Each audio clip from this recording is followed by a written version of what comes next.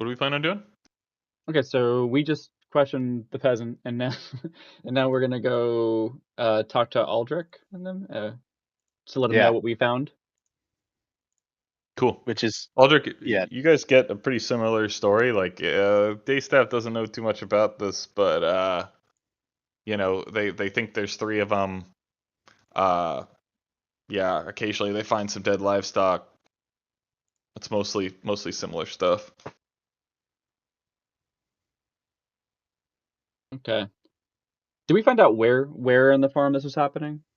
Like maybe a recent kill we could look at?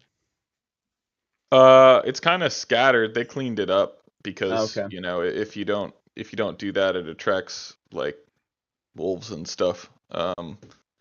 But generally speaking, if in one of the fields south of where Ammon's farm is listed, like you could find is generally where it's been happening.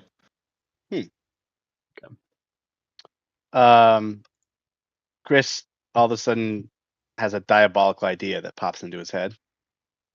And it addresses it with the party. Okay, so team, it sounds like this scarecrow is only coming out when there's livestock that it wants to come out and kill.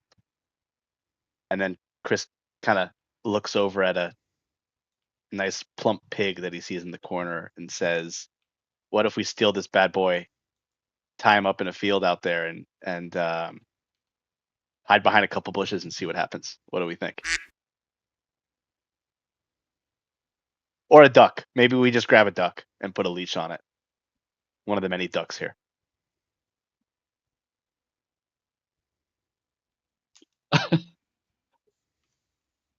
This is usually where Aldrich would step in and say no, but he is too frustrated by the stream, so I'm going to take by the silence that we are going to do this. I didn't know this is. Wait. You I want want to steal a livestock. You want to We're going to steal? put it in the field. We're going to tie it up, and it's going to be our little bait to get this scarecrow to come out. And then when it comes out, we're gonna yoink him. Didn't they say that there were cows? Oh, we can still cow. I'm saying, aren't they already in the field? Isn't that where they're? I mean, like, yeah, I guess. All right, hold on. Catch me up here. Let's assess the situation all together. Yeah, that's kind of where I'm at. Somebody give me like an executive overview. Like, okay, just rip it past me. So we're in like a field, right? Yeah. Is Dean? Is this your mission?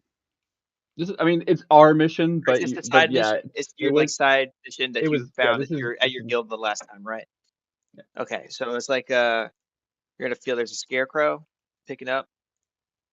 So let me give you the rundown. Essentially, there have been some vandalism in this farm that's been happening every 10 days or so, where someone is injuring or killing some livestock here. Some witnesses have said that they have seen 3 different characters doing this, not at the same time though. It could be the same person in 3 different costumes or 3 different people. But essentially, they're dressed as scarecrows. One with a cloth hood, one with a pumpkin head, rotting pumpkin head, and the other in a blanket or something like that. That's all we know. The night staff may know more, but it's the middle of the day right now, and so we either have to wait for the night staff to talk to them more and see if we can get more information.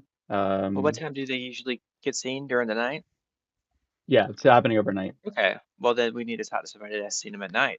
Yeah, so we need to wait for the night staff. But Chris had an idea. Sorry, Chris had an idea. No, you. That's what I do.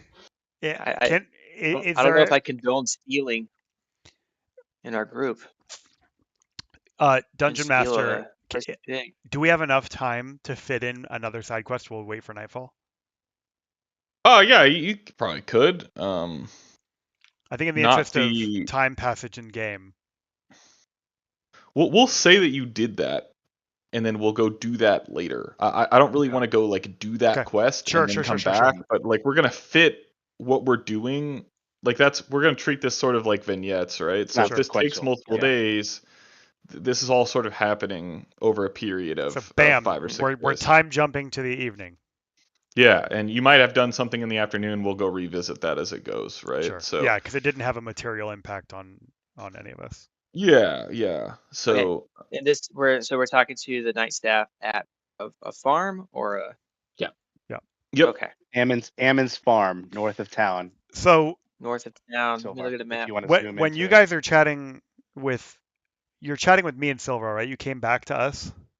Mm-hmm. Yep. I look at Silvar and I say, well, they're near the main property chatting with the night staff, I'd like to walk through the fields with you as the sun is beginning to set, and just see if we see or hear anything out of the ordinary. I think this is sounding From each weird. other? Or? No. Holding hands? I think that if anything were to pop up on us, we can handle ourselves, and I want to make sure that we prevent any more bloodshed if possible. Basically split the team up. You guys see if we can find. You can find out more information from Yep. people that have seen him, while Aldrich and I actually go out in the field and see if we can see any clues out there. Yep. And Blizzak, come with us. Blizzak's with us. He's functionally got 9. You're leaving Chris with a juicy cow. He's just the whole time he's just slowly looking at that cow like I'm gonna steal that motherfucker. And I look at Chris, and my departing words are, "This isn't your quest. Stay in your lane." Okay. I'm really curious what like stealing a cow from its own field. Bro, my sleight of hand is so high. I have a +5 sleight of hand. I think I can do it. You're gonna take the cow that's already in the field. You're gonna tie it up, and then you're gonna put it. I have cow-sized pockets. I have a sleep spell, so I think I could figure this out. All right, back on track, y'all. I kind of want to explore this. Like they have no problem killing the cows that are perfectly alive and awake. Freddie has had 2 weeks of work where he has to do what everyone else tells him to do, and he's been raring to go to be Chris again. That's right. Yeah, that's true. That's right. All right, cool. So tell me about like what is our setup here? Are we all together in the same field? Are we like? Do we have some sort of perimeter? Like what are we looking at? Yeah, let's split up, or should we all need to stay together? Let's drop our tokens on the map. Let's do it. Where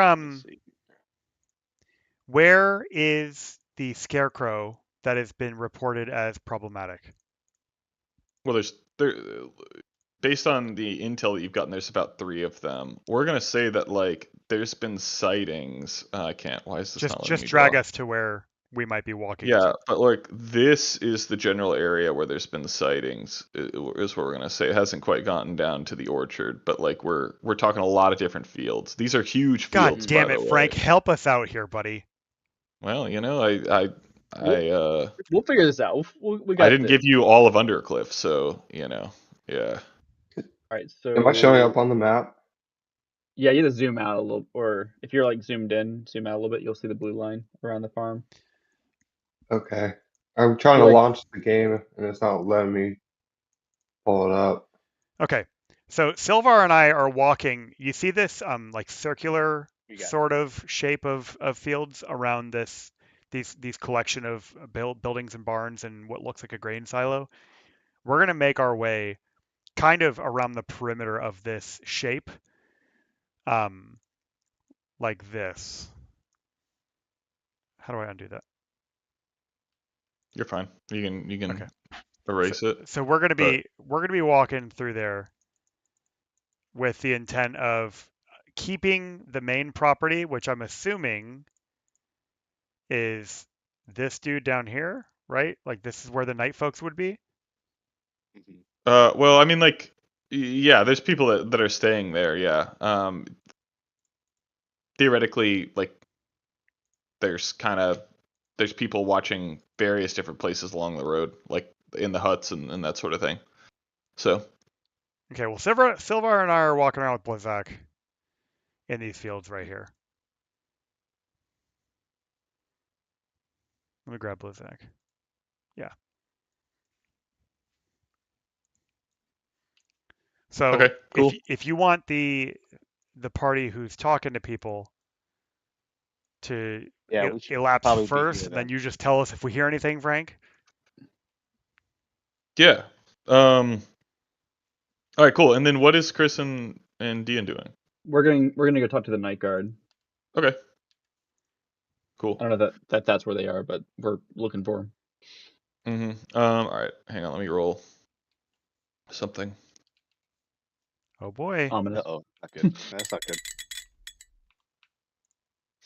Okay, cool. We're just gonna Oh, go to Chris and Dean. Excuse me.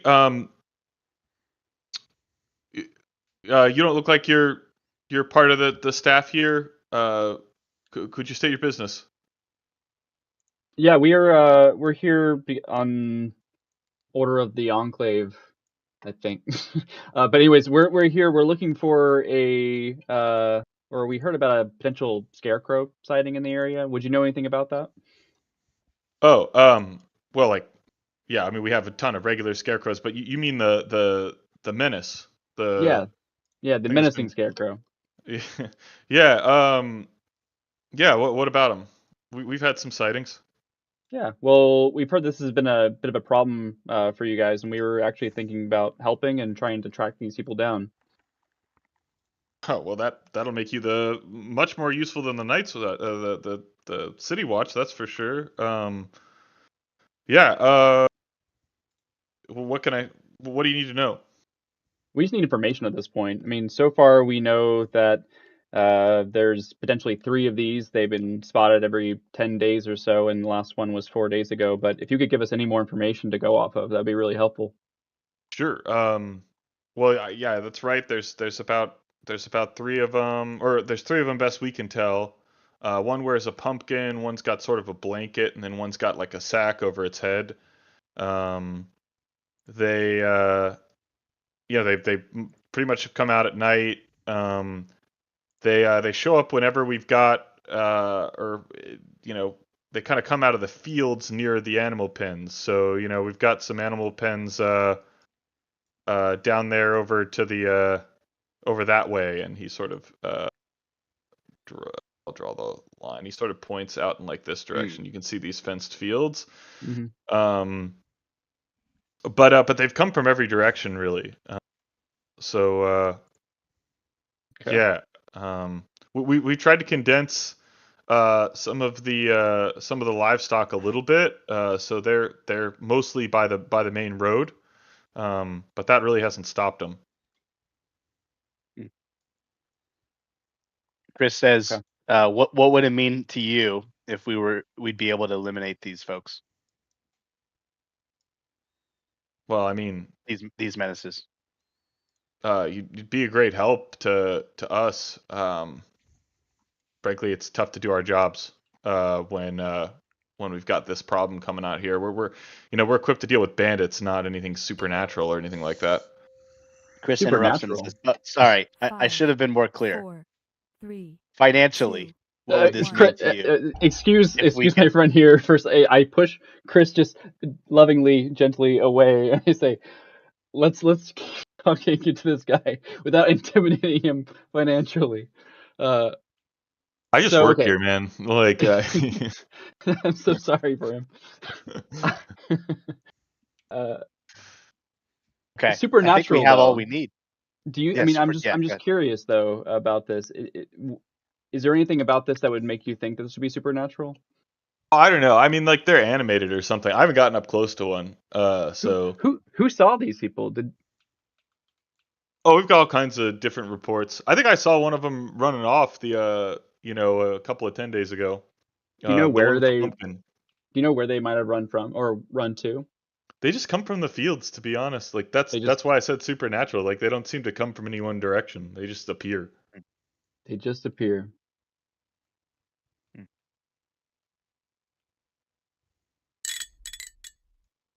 Oh, that was a close Okay. one. What is happening? I don't like This is that. scaring me. Do not like that's a high one. Yeah, it's close. It was really Is close. there okay, we should probably shut up and go. Okay, you're I metagaming right now. You're not allowed to know that No, Frank's rolling stuff. you can get suspicious about me rolling random dice. That's Okay. fine. Yeah. can I do like a perception check or something? I need to look around for a second. Yeah, like a perception. Yeah, give me a insight. perception Is he check. being Yeah, honest? sure. Give me a perception check. Okay, perception, both of them. Oh, if you want to know if he's being honest, you need insight. I rolled an 18 perception. We'll let the ins roll. Well, no, yeah, give me an insight check too. In the meantime, Insight? I rolled a 22 insight. Okay, so like the guard is being completely honest with you. Like he just works here. He has no idea what's going on. What's up? So, what do you got? Making us roll just to tell us that there's nothing. Well, yeah. I mean, you wanted to know if he was being honest. So, okay, so he's being honest. Yeah. He's secretly a member of the occult. He's the one summoning the scarecrows. Yeah. Well, it's an interesting way to get off work. You do like notice like they're most of the livestock is definitely like in this field that I pointed at, like this trio of things. That's what we'll give you insight check was. So, Chris, let's go check this out. Let's go check it out. So the two of us, while the three, yeah, we're going. All right. Cool. Should we do a check of some sort? Are you telling? So we're not. Okay. Yeah. Actually. So you're not going to call out to us and tell us. Maybe we should go call for backup before we come over here. Oh yeah, did you hear how excited Frank was? So you're not going to go tell him? Okay. Well, you know, I mean, I mean, honestly, I feel like we probably, before we go inspect the area where these people were sighted, we should probably, I mean, let's be real here. We would probably get back up. We would probably what does that ask do them. for you guys? We would. Or maybe before we even split up, we kind of agreed, hey, if shit hits the fan, I'll pull out my song horn, which I don't even know what the hell that is, but I'm assuming it makes a loud noise. You made me snot on my lip. And that'll be that'll be my signal for them to rush back and help. Silva, do you hear a song horn? Do you see this fog of war? Like, what is that doing for you? Just curious. Do we see the fog of war? Yes. Yes, yeah, I do see it. Oh, I don't like this. Okay, never mind. They come back immediately. We have a fog of war. Okay. What do we think, Dean? Should we go grab our party? I think we should go grab the party. Let's just let them know what we found. Let's see if they found anything, and then collectively let's investigate this area afterward. Okay, so we come up here. We have a quick conversation. Did you guys find? Well, hold on. We were out there for a few minutes while you were in here asking questions to see what we experienced first before you can make it to us. Around every time. How long were we out there by ourselves, Frank, before they caught up to us? Yeah, I mean, we'll call it like an hour, right? So. A lot of stuff can happen in an hour. You guys are slow ass talkers. These are big fields. Like, think about the scale of the city that we're talking that's about here, fair. right? Yeah, look at the size of the houses. So, cool. All right, what are we talking about? You guys find anything? I guess you guys would. No. So we're out in the field. It's me, Flizak, and Aldrich.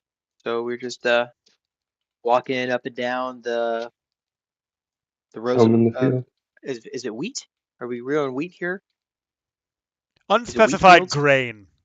Yeah, there's some grain, there's some corn. Like it's we're walking amongst the grain, looking for clues of what specific grain? Sorry. Yeah. I don't know, dude. The grain. Cool. Yeah, like all right. So if we're looking for clues, like how are we doing that specifically? Are we trying to be observant? Are we using some sort of magic, some sort of experience? Like what is it in like your personal self? Well, that, I'm looking on the ground. I'm looking for like tracks. I'm looking for maybe some of the wheat or the grain or whatever we're walking. If there's any signs that somebody's trying to get through it, I'm looking to see if there's been something physically present in the field. Okay, so tracking is generally investigation or survival. so you can use one of those rolls. Blizzak, what are you looking for? Or how are you? I was gonna look for tracks and use a survival check.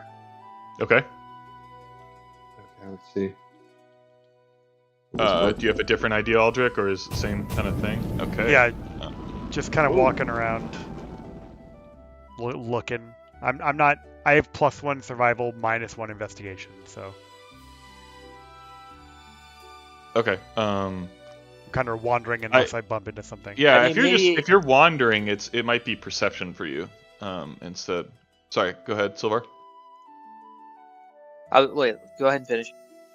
I'm looking at that's kind of where I am. Do. All right. Okay. So we had a 19 already, and then 22 on perception. All right. Good job, guys. I mean, would an insight roll do anything Insight here? is generally to determine if someone is lying or telling the truth to you, Okay. So, okay, so perception's really good, survival's solid. So, okay, That's kind of my only thing, and those are high enough rolls, so. Yeah, got it. Okay, so, Aldrich, you actually hear coming from the east, like some stirring in the like there's sort of a difference in the livestock like activity there, right? So like we're like hearing like upset mooing. Yeah, something like that. Like they're moving around more for the evening. Like you just kind of noticed like there seems to be some unrest. And then upset mooing, yeah. And then for our survival check, there sort of is a fog that has rolled in from the south, and it covers that eastern field. So if we want to think like coming from the south, a heavier fog has rolled in. So it's the field that you just threw the arrow to, right? It's actually like south of that. The pen to the east and the pen to the south of that. The fog's coming from to the pen to the south, and the one that you're talking about, unrest, is coming to the pen to the east of the one I drew the arrow to. So, right? Given my background, is this something that you feel would set off my alarm bells and I would like jump into action, or is this like? Well, I mean, if I'm starting. If you're like looking for a reason to check something, like you're looking for anything to check out at this point, like that's enough to say like that one is unlike the others, or these, the fog is evidence, and then that field is evidence of like this one is not like the others, right? Okay. So, I'm gonna immediately, like, as soon as my spidey senses start tingling, I'm gonna alert my two party mates. I'm gonna look at Silvar and Blizzak and say, I'm gonna motion, and kind of like bring my finger to my lips and say, listen, and they're hopefully when keyed in on what I'm trying to get their attention with, are going to identify the same thing that I have, and I'm gonna motion to them that we need to collect our party and move with haste in that direction. Yeah, you guys can roll those checks with advantage. The one that you would, yeah, we'll call it an investigation or nature. And Dean and I are still not here during this exchange, right? This is before. You could be walking up. Do a nature. Okay.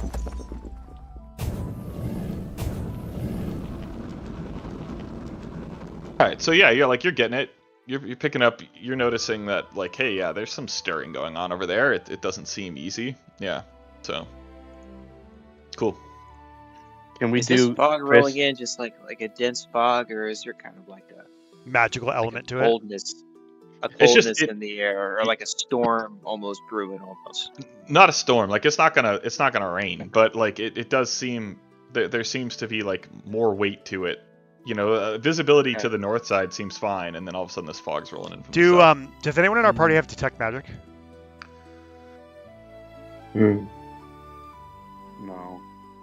No. We gotta get that. Wait, Maybe. Wait a minute. I have a. Wait, what is this thing?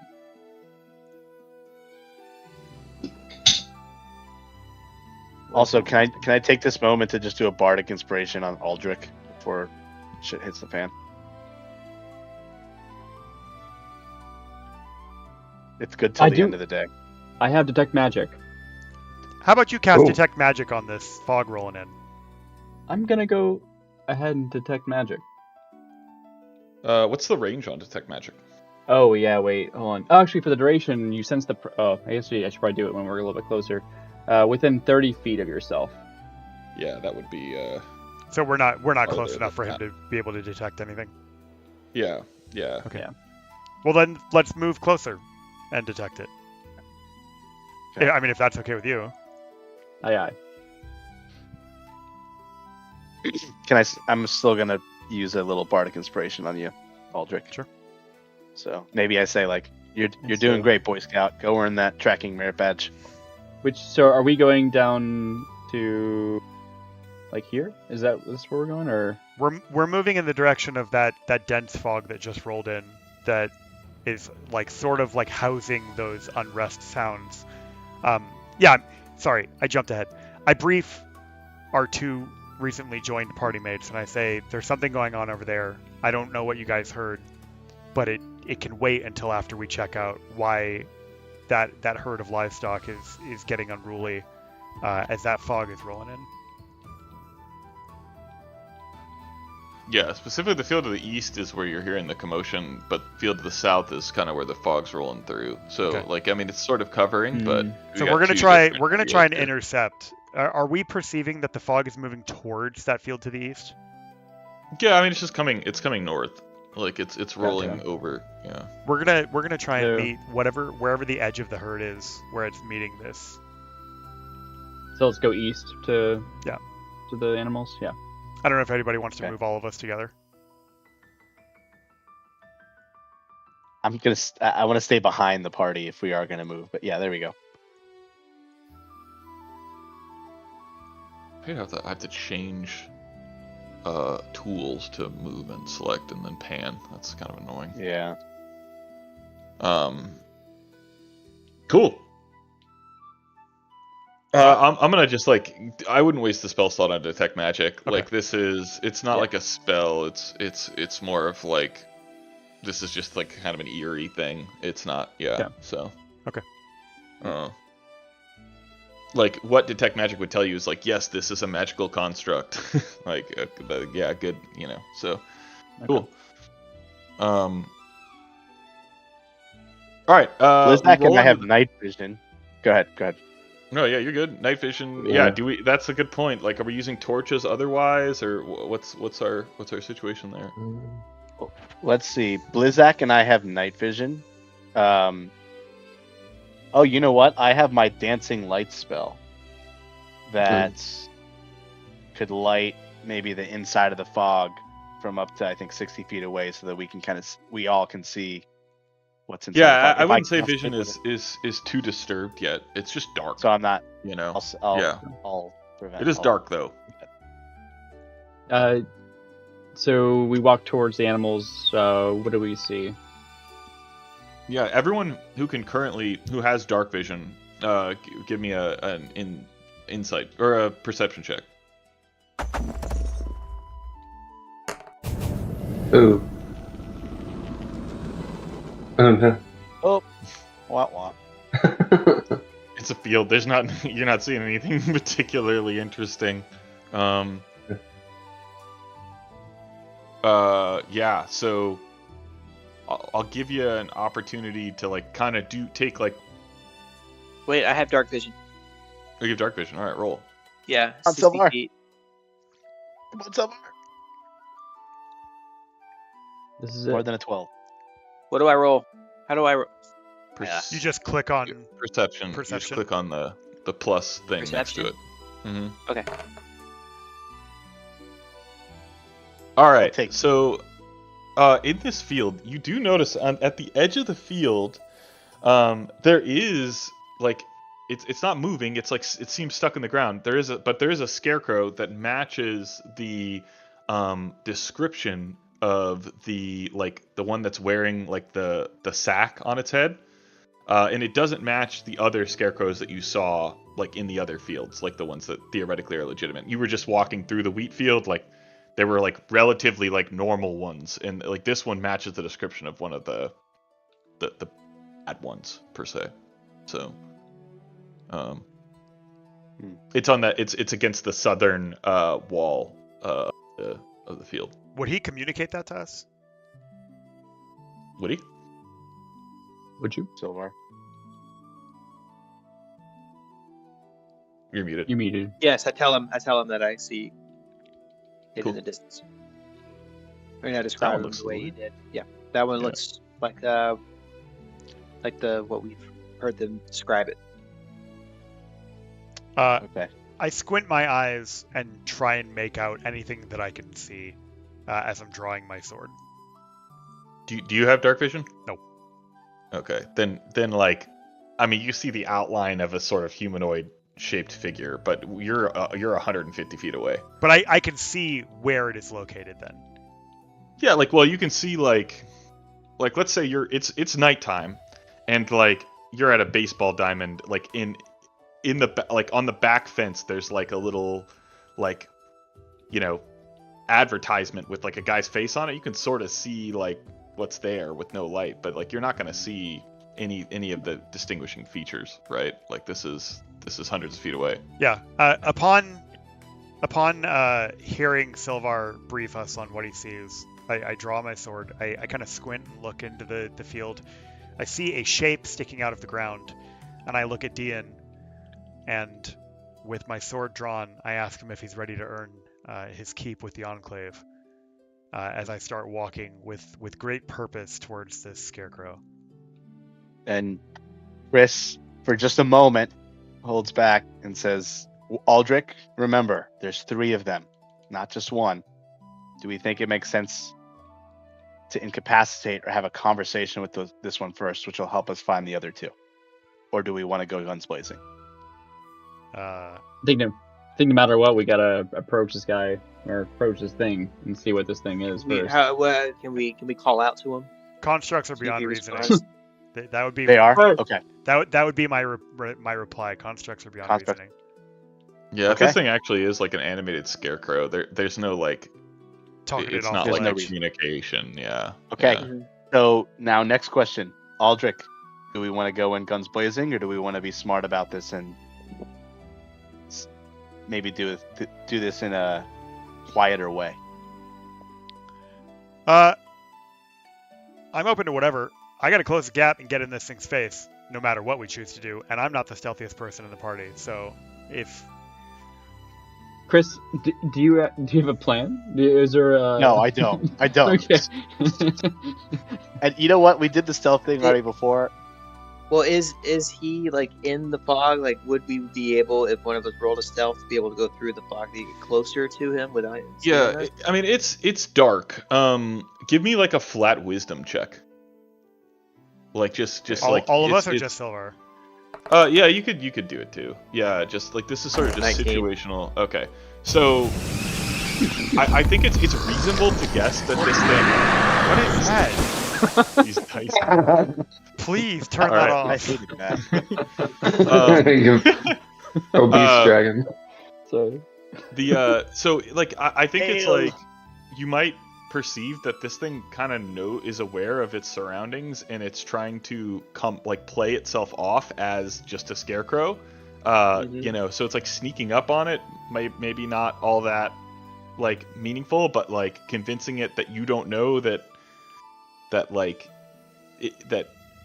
it's real, or you know what I mean? Like I don't know that you know that I know that you're actually an evil. So we want to maybe deceive this guy into thinking that, oh, we think that you're just a regular scarecrow. You're just a patrol. Yeah, like that's the idea here potentially, or an idea, right? We see him and we know he's there, but we don't want him to know that we know he's there, or that he's a evil construct. That's yeah. So okay. Right. Okay.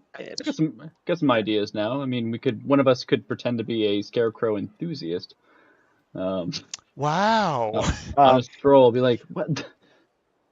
What if we did this? What if? Okay, hear me out here. This is a Chris plan where it starts with "Hear me out here" is never a good plan. Maybe where I'm marking here, maybe Chris and maybe some of the squishier characters. So Chris and Silvar, we set up camp here. We put together a fire. We play a couple songs. And so maybe the Scarecrow's attention is distracted by us while our brute force kind of slowly works its way towards the Scarecrow to try to get a bit of an advantage on just a blunt force attack on this guy. What would we think about that? Seems like the long game to me. Or you know what? We just charge this mother. We just beat the shit out of him. I kind of like that too. Yes. With Aldrich leading the charge. I kind of just want to kick. I want to beat. Just want to beat the shit out of him. I want to beat the Okay. straw out of this Scarecrow. Yeah, but the danger here is that there's two other ones, and we don't know where they're at. So Well, allegedly, if we all go in guns blazing to beat the shit out of this guy, then when we're celebrating in our circle of victory, then we're going to get attacked on two fronts by two things we didn't even see coming. Have we Well, gotten confirmation from anybody Well, then that, one of them, all three Scarecrows are active in any given night, or do they cycle? It's hard to say. Like, I mean, like everyone's got their own story kind of thing. But they have identified. Yeah. I'm willing to find out. Dean, my blade is yours. You make the decision. Yeah, I wanna kick this Scarecrow's straw butt. Let's do it. All right, let's do it. All right, Let's cool. So how are you approaching then? Are you just charging it, or are you? I still think we should be casual with this. I think we should maybe be out on a stroll and maybe just sort of be walking into the sort of vicinity of the Scarecrow. I would like to hang back and wait to see if it pops out. So what I'm going to suggest is Blizzak walk closest to it because he's the beefiest. Everybody else have Blizzak between them and the Scarecrow as they're walking past, and I'm going to hang back far enough that I can charge in one turn and attack it in the event that it pops off its little stick and decides to try to fuck y'all up. Cool. All right, in that case, the four of you who are approaching, we're going to do a group performance check.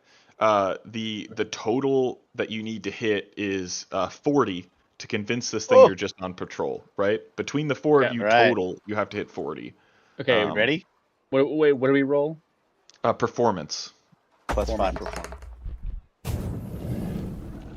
I got a 15. Fuck Oh, yeah, I got a 20.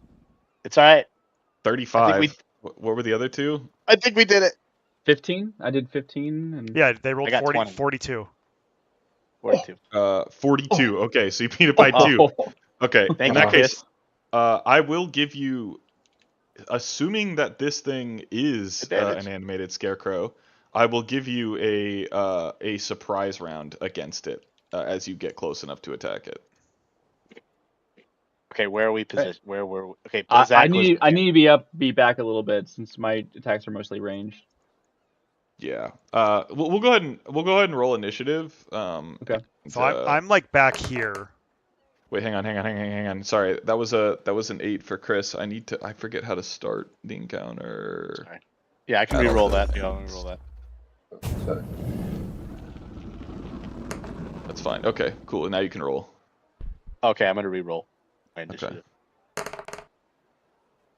Okay, there you go. That's better. Okay, cool. All right. In that case, for the surprise round, we're going to start with. We're gonna start with why? I think it's start combat. Chris? There we go. We're gonna start with Chris. Yeah. Okay. How do you roll for initiative? In your character sheet, in the middle, at the top, it's the initiative box. There, plain as day. There you go. Yeah, 5. Wow. Okay, that's fine. You're not changing places. Chris, you can go first. What are you gonna do? Okay. I don't know. This is a big fight, so I guess I'll use one of my spells now. I'm gonna cast Fairy Fire, and it's a Dex saving throw of 13. Okay. So go ahead and let's see if it hits or not.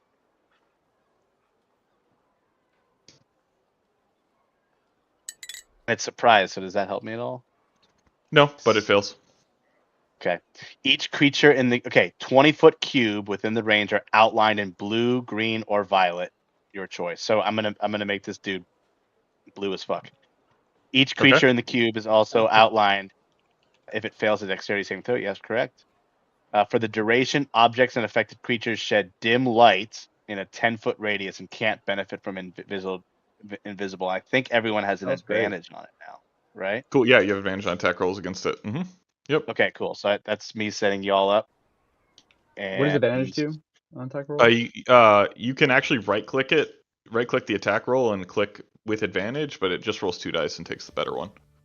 Mm-hmm. Oh, that's the right click on the damage one, or right click on the hit DC? On the hit. Yeah. Got it. Yeah, it doesn't do anything to damage unless you crit. So. All right. So then I am going to do a firebolt on this guy. Okay. And right click for advantage. Nice. All right, 15. and then I'm gonna roll for damage. 6. Okay, cool. Starting off strong. Our casters are hitting firebolts. All right, yeah. We'll go to Aldrich. Cool. So I'm gonna cast Divine Favor on myself, like before we decide to attack. So I'm gonna burn a spell slot to make sure that I've got that up on myself.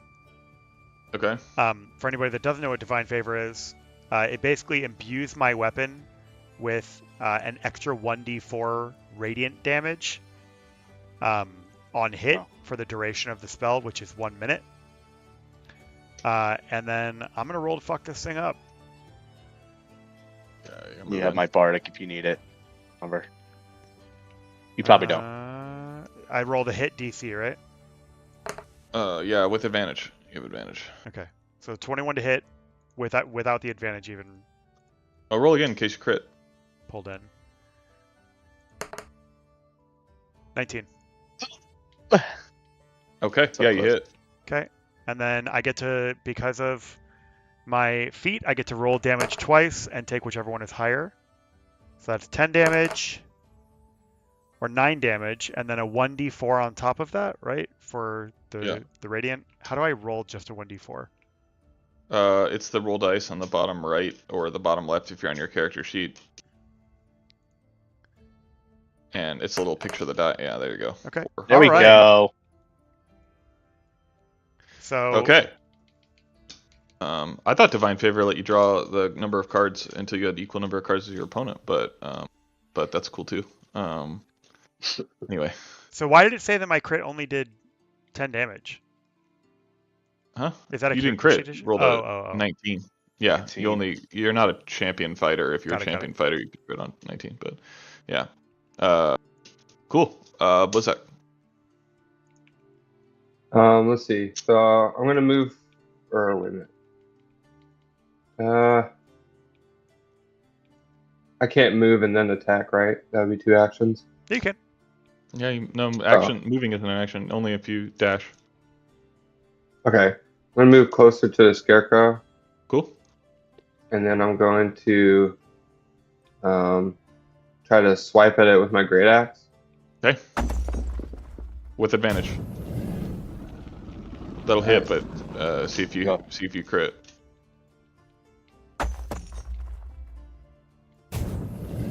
No. Okay. All right. Cool. Roll your damage. All right. 6. Okay. And then look at us guys. Look at us go. Doing great. Pat yourself on the back. Is that all my actions, or can I use a bonus action, right? Yeah, you can use a bonus action. What do you want? What do you have? Okay. I'm gonna go into a rage in honor of all the beef that's been wasted by these scarecrows. Okay. Yeah. Yeah, you can rage. All the tacos. All right, we'll go to Silvar. It's Silvar. Okay, I'm going to stay in the back, play safe, and I'm going to cast Firebolt. Silvar has not landed a firebolt in 1 month. Just remember that. So I hit I do that hit roll first, right? For advantage. Yeah, with advantage. So right click it and then click advantage. You right click and hit advantage. Okay. Okay. Should I have rolled the crit confirmation dice with advantage as well, Frank? Well, So you didn't crit.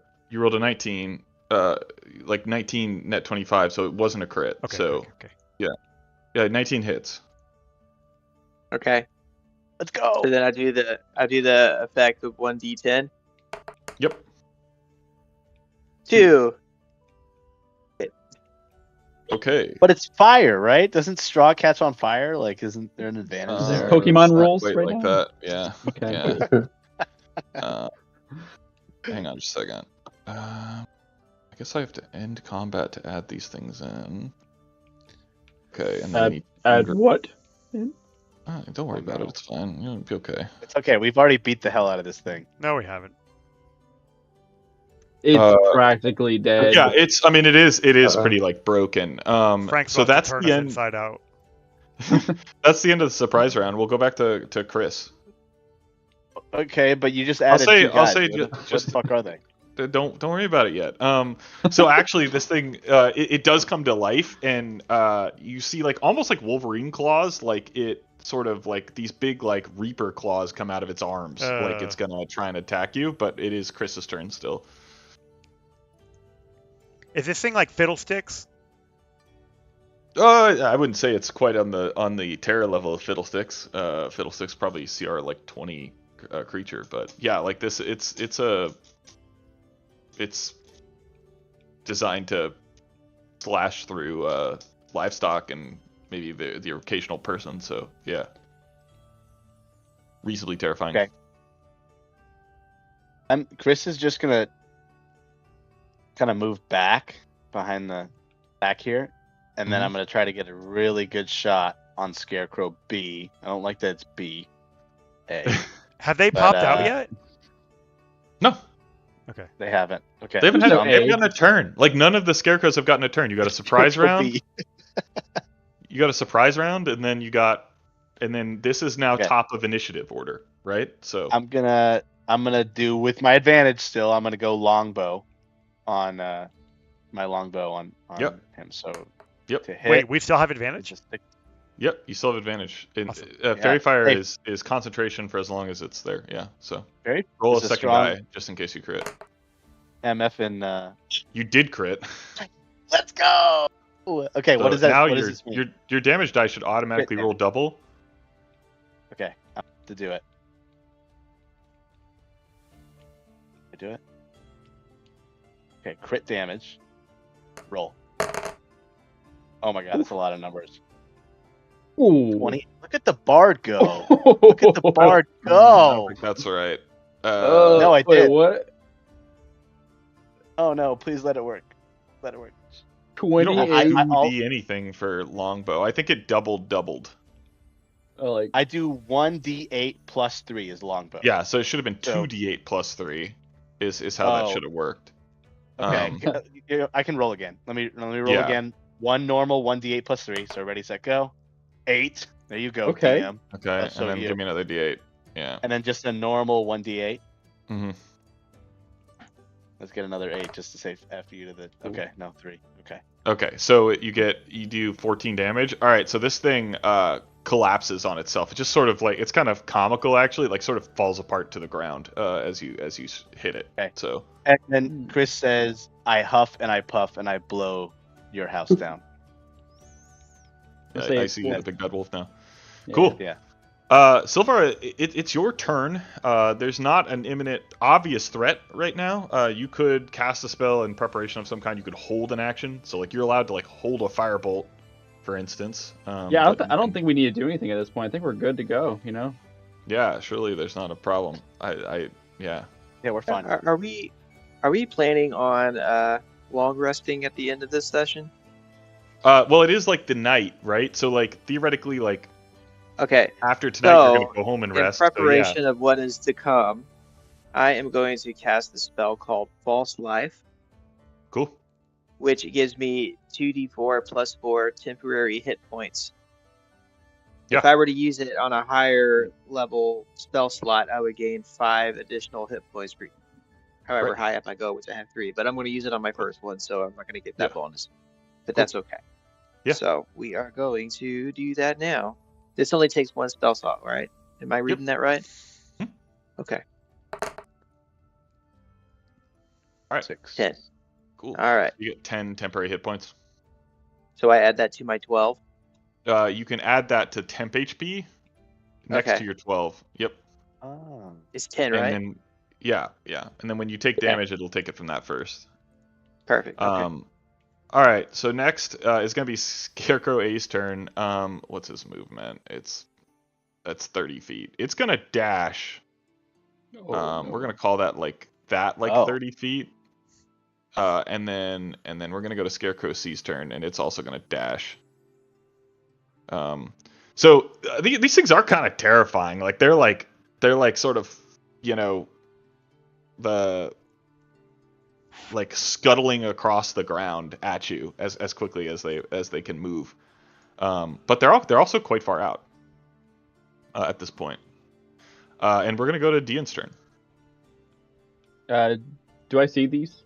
I'm assuming. Yeah, you see them. They're reasonably close. Yeah.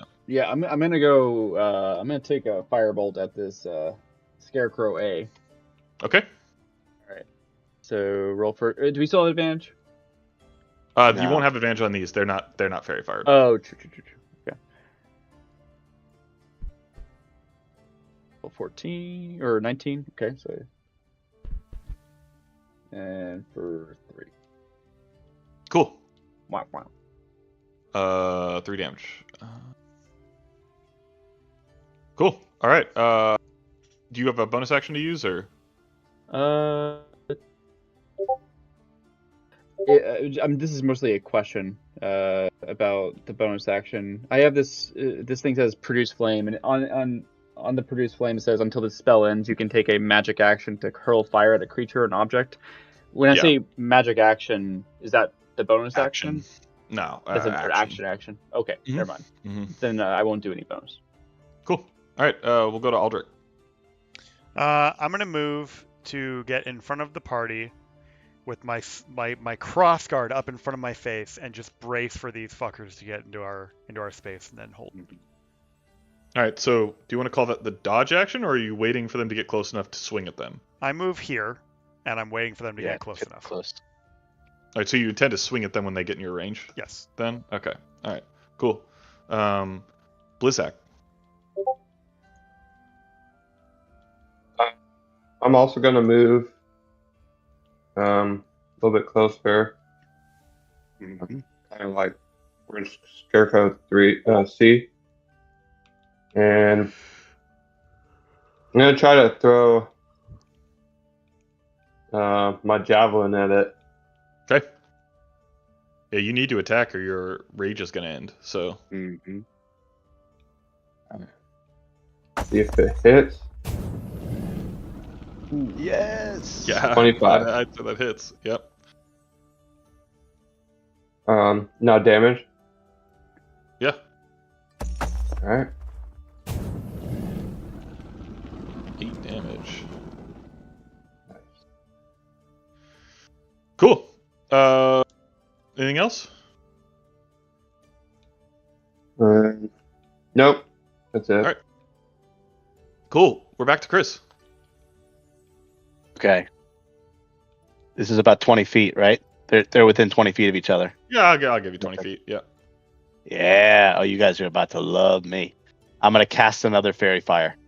And it covers a 20 feet cube. So this will make advantage on both of them if it hits. Let's see. All right. Okay, one of them First one is going to fail.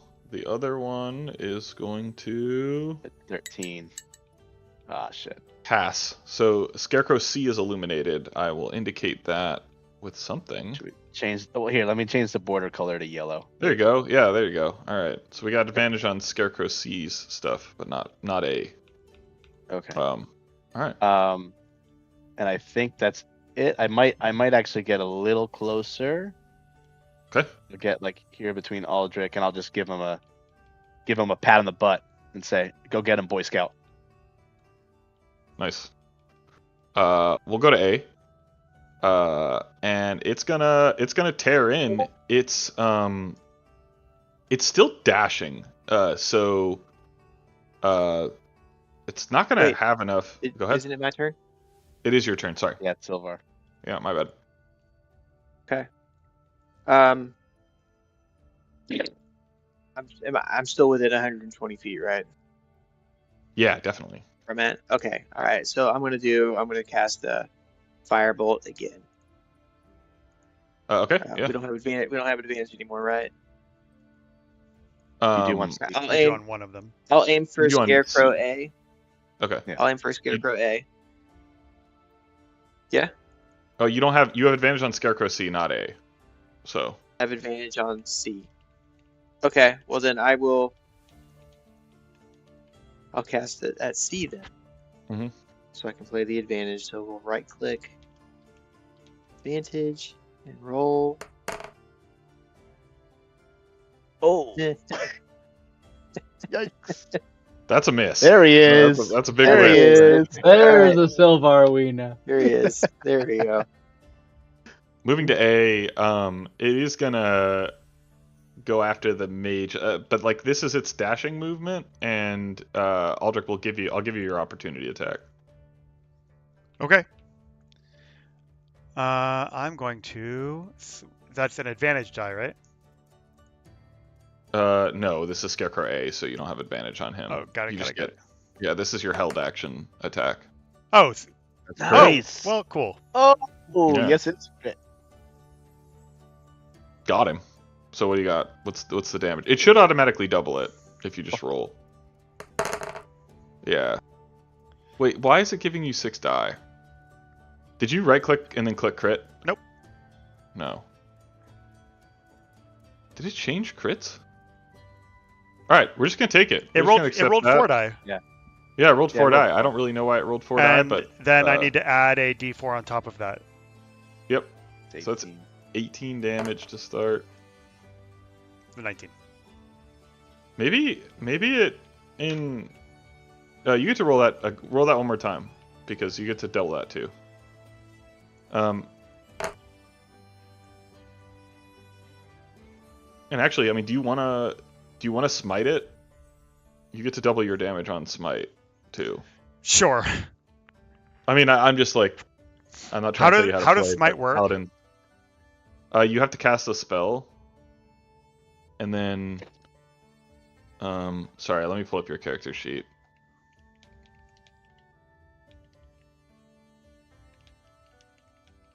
My campaigns. This one. View. You have smite, right? Like that's, yeah, I have divine smite. Okay. So, you can first of all you can cast divine smite once without expending a spell slot because you have paladin smite. But what you do is you just roll that. Just right click.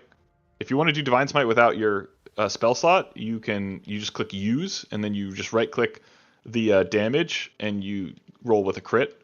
If you want to cast divine smite using your spell slot instead, I don't know why you'd do that specifically. You can click cast instead, but you can just use and then crit damage roll. Okay. So 12 damage. Yeah, you get twice. You crit. So well, you know what? You killed it, so it doesn't really matter. So this scarecrow is like screaming across the field, like charging headfirst at Silvar, who was trying to hit it with a firebolt theoretically, and like Aldrich is kind of just waiting there, like Jon Snow in the Battle of the Bastards, like with his like sword out, and like as this thing is running by, how do you like tear it out of the air, basically? How do you tear this scarecrow out of the air, Aldrich? So it's like in the air over me? Like no, it's like it's sprinting by you, and you're waiting for it to. Oh, then I just stick my sword out and bisect it.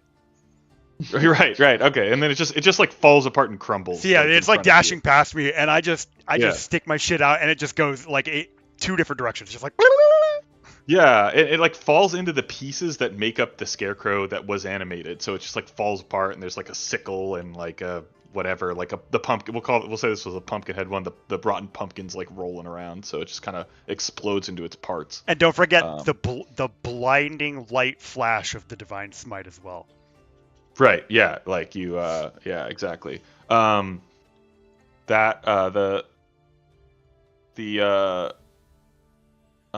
The best part about that for you is that you don't get blood all over yourself, which is a typical thing that happens to Aldrich. So, all right, we'll move on to the last remaining scarecrow. It's going to run up to Blizzak, and it's going to try and hit you with its claw attack. Let's see if we can do any damage to you guys tonight.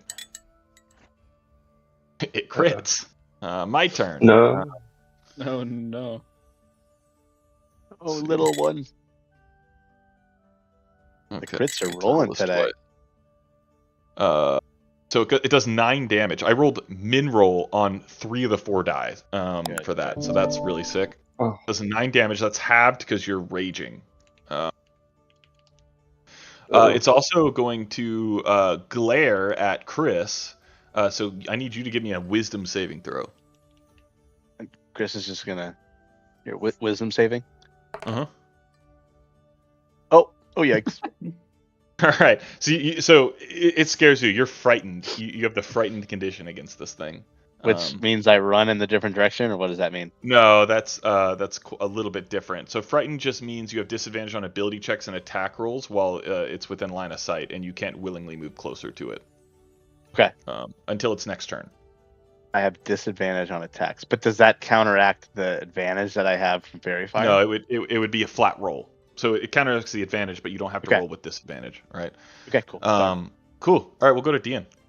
I turn over to Chris and I say, "Did you just pee your pants?" Yeah. Con save to avoid Maybe. peeing your pants. Maybe. That's like okay. I turn back to the scarecrow and I'm gonna firebolt because why not? Get him. Old reliable. Advantage. Make sure you roll with advantage. Yeah. You roll again just to see if you crit. Yeah. Oh wait, sorry, 1 second. You're good. All right, I did you hit him. Regular hit him. Right. Regular hit it. 3. 3.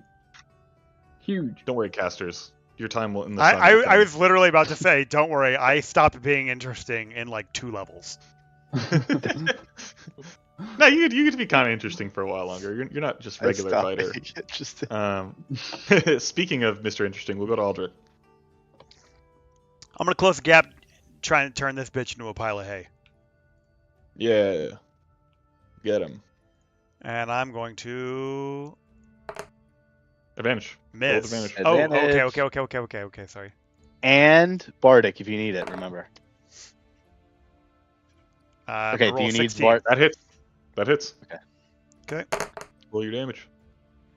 Okay, I don't understand why it's rolling 2 die. My attack roll is 2d6 plus 4. It's 2d8? Oh, okay, alright, cool. And then... Sorry, how much? So 11 damage plus 2, so 13 total damage. Cool. Oh, wait, hold on. I get to roll my damage twice. I keep forgetting that shit. Which one do I... Oh, I'll take the 11, so 13 damage. Yeah. Alright, cool. Alright, yeah. Moving on to Blizzak. You gonna let Aldrich show you up like that? This is your opponent. No, I gotta destroy this scarecrow. So I'm gonna swing my great axe down on his hay head. That hits. All right, and then You want to go double for crit just in case? oh Yeah, you had advantage. oh You don't need it. All right, so because I have an idea on how this works. You remember when you hit him with the javelin? So you actually take your axe and like as you slice down on it, you push the javelin all the way through it, and it sort of like explodes. It has momentum running at you, so it sort of explodes around you, and like hay goes everywhere, and in this case the blanket like sort of flutters off in front of you and all that sort of thing. And theoretically, Scarecrow threat is gone. So we did it. Thank God. We did that it. gave me the jeepers. We did it. Yeah, those things aren't. I mean, it's the easy quest. They aren't particularly dangerous unless you like didn't notice it, or you walked into the field with the two of them next to each other. But you know. So just to play that combat encounter back, the only thing that they did was get close to us, and we exploded all three of them. Yeah, pretty much. We're You getting rolled good. really well. There was like 2 crits. Like you know, we are Yeah. gods. Yeah, you're basically gods. Yeah. You didn't almost die the last time you fought anything. Blizzak took 9 damage, and Chris peed his pants a little bit. That was the extent of. So just a little bit. as I Just stand a up, little pee. as I stand up from my sick action pose, I look at Chris and I kind of like chortle to myself, and referring to my divine smite, say, "Neat little trick I picked up since the last time we were in combat." Cool as That you fuck, did, bro. that you did. We might have to get you a smite merit badge after this, Boy Scout. And then Chris, so Blizzak, I guess the Scarecrow's like robe or whatever fell off, and he kind of says, "Hey Blizzak, would you mind throwing me that for a second? Could you just toss me the rags from the Scarecrow?" And he kind of just ties it around his waist to hide the pee spot.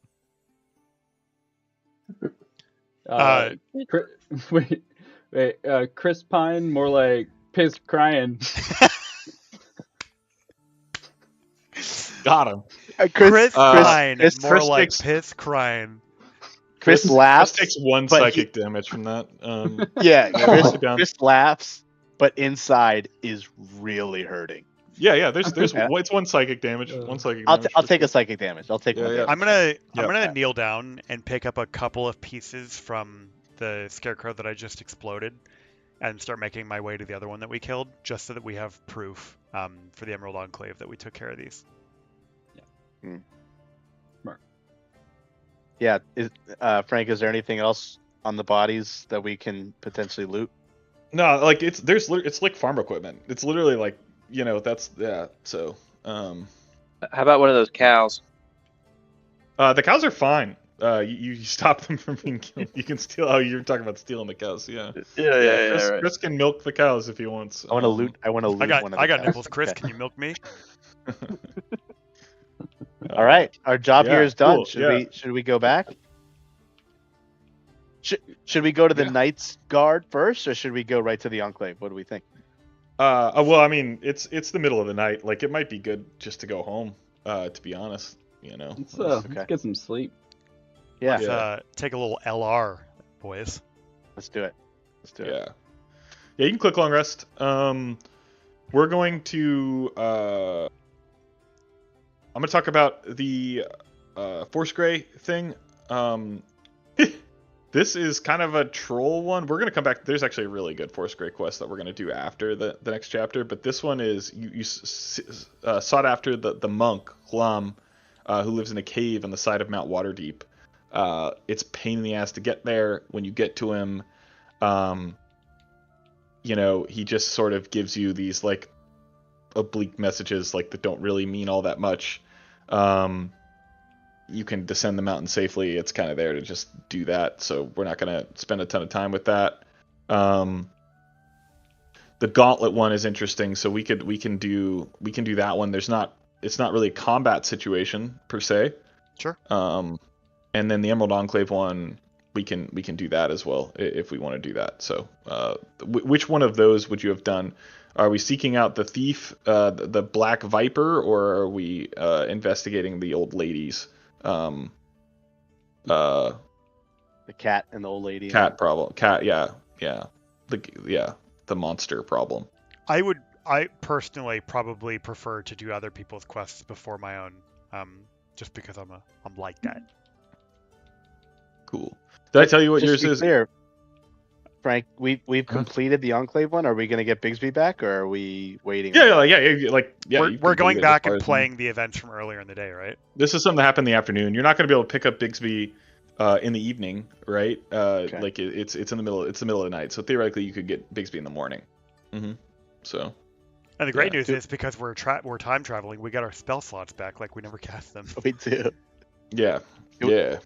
Well, What do we think about the old lady and the? Well, I kind of want to wait for the old lady and the cat until we have a talking Bigsby. I think that'd be kind of cool. Oh, so good maybe point. we Good wait point. on that one. Fair enough. Okay, so are we All doing right, so we'll say then? the Black Viper. Your contact for that was Gaxley Rudderbust. He's a human, and he's the publisher of the Waterdeep Wazoo. So you can talk to him. You know where the Waterdeep Wazoo is printed, so it's easy enough to find him. Okay. Okay. So let's set the scene then. While we wait for Sun to come down and for us to chat with the night staff at the farm, why don't we go talk with Gaxley Underbust at the Waterdeep Wazoo and make a little progress on my quest for the gauntlet. Underbust? I think it was gutter bust. Rudderbust. What did I say? Underbust? Oh my god. I think you said underboob. I did. Yeah. What can you do? Pierre Gasly Damn. underboob. There it is. Tasteful. Okay. All right. So as you head into this print shop, Tasteful underbusted. it's like it's a bit of a like controlled chaos, you know. It's like if he tried to hire someone or like he had an apprentice, there's no way they'd be able to keep up what's going on. But he's clearly running the show. Little bit off his rocker, as you could probably tell. He's sort of like the back when conspiracy theories were fun, like pre 2016 or so, he was the guy. He's kind of the OG birds aren't real guy of Waterdeep, right? So as you walk into the room, hello, here for the latest issue?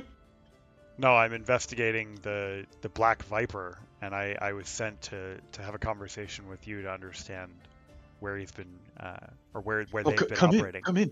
Don't say that. Don't say that so loud. Shut the door. Don't say what? Black Viper? No, I'm just kidding. Who else here? Is it you that walked in, or like is everyone coming in with him, or? I don't know. Who came with me? Me there. Yeah, we're all there. I'm with you. All right, cool. All right, so the Black Viper, she's back. I know everyone thinks she's dead, but I have it on good authority that the nobles have been robbed at least a dozen times over the last 10 days. Gaxley, is this another one of your It's coming out tonight. Are you overstating this, or what evidence do you have? No, I swear. It's all over the gossip line. It'll be in tonight's issue. I wouldn't print it if I didn't know. And do you think printing it puts you in any danger? Well, it's my duty. I mean, what do I have to steal, really? Like, realistically. Okay.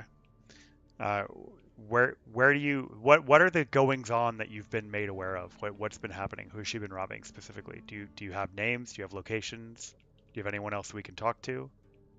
Well, first you need to promise that you're not going to tell anyone, because this is my big scoop. Like it's going out in the issue. So if you go telling everyone my intel, that doesn't work for me.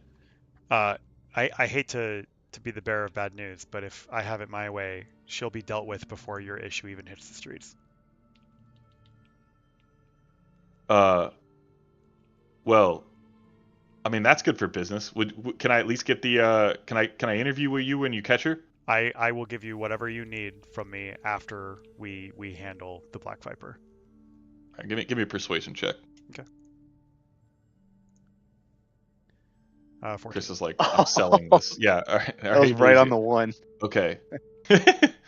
All right. Here's the story. I think that the Black Viper is the secret evil twin sister of Amalia Castlanther.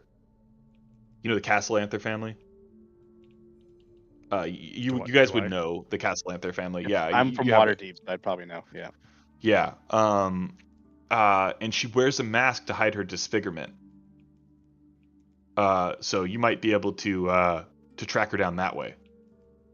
He pulls out a map. He's like, these are the 5 most recent estates that that have been robbed, based on my intel. And then here's the Castellanther villa. So I mean, it's clear that she had the access.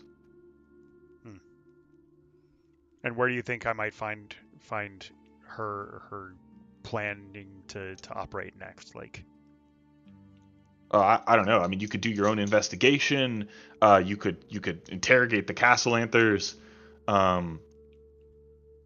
Yeah, I like. Look, like I'm just trying to print good stories here. I'm not the detective. Okay. I appreciate your time, Gaxley. I bid you farewell. And when the Black Viper is dealt with, I will return and give you whatever information you need for print. Great. Cool. So I'm gonna go back to the party. Kind of brief them on the overall like lay of the land. And my background is a guard, so investigative skills are not really in my wheelhouse. So I'm gonna be a little ham-fisted with this and just kind of say like, it seems like the two best paths that we have before us are to see if there are any similarities between the parties that she's already targeted, and I pull out a map and I highlight the 5 houses that have already been hit, or for us to go and so Chris, you're from here, right? I am. You're from here. Okay, so give me a history check real quick. We're gonna be really forgiving on this too. Sorry to interrupt. No, you're good. You're good. 15. 15. 15. Okay. So, all right. So there's a couple of things in the story that don't necessarily add up. Okay. Based on what he said. First of all, the Castellanthers are super evil. So why would she have an evil twin sister? Like, they're already evil, right? Like there's not. But the lords' estates that have been robbed, theoretically, they are like would-be enemies and rival noble houses of them. So you would say like. There's probably 2 ways to approach this. One, you could confront the Castellanthers. Like, the other idea is like you could just kind of go ask like, "Hey, what's up?" to those other noble houses. Yeah. And like see what's going on with them. So that would be the directions that you could take with that. Yeah. Right.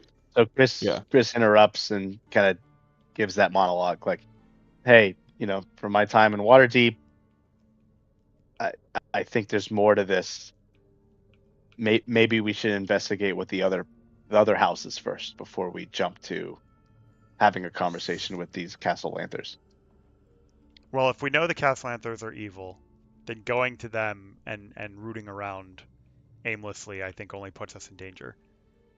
Right. I think that we stand to gain the most information by going and speaking with the parties that have been affected. And then like I know that it's not coming across right now like my RP, but I feel very strongly about the opportunity that I've been given by the Gauntlet to look into this. And I'm trying to stress to my team through my language, like how much it means to me that we handle this right as I guess intended. Like, yeah, it's just like I don't want to create a big stink and have this reflect poorly on my guild. Cool. I mean, for the record, your only expectation was to find out what the publisher knows and report back, right? Yeah. But investigating whether or not what he says is real, or if there is this thievery going on, would be considered above and beyond. Okay. So, cool. Okay, so let's go to one of the 5 houses. Is there any rhyme or reason to selecting one over another? Would we know? No. Okay.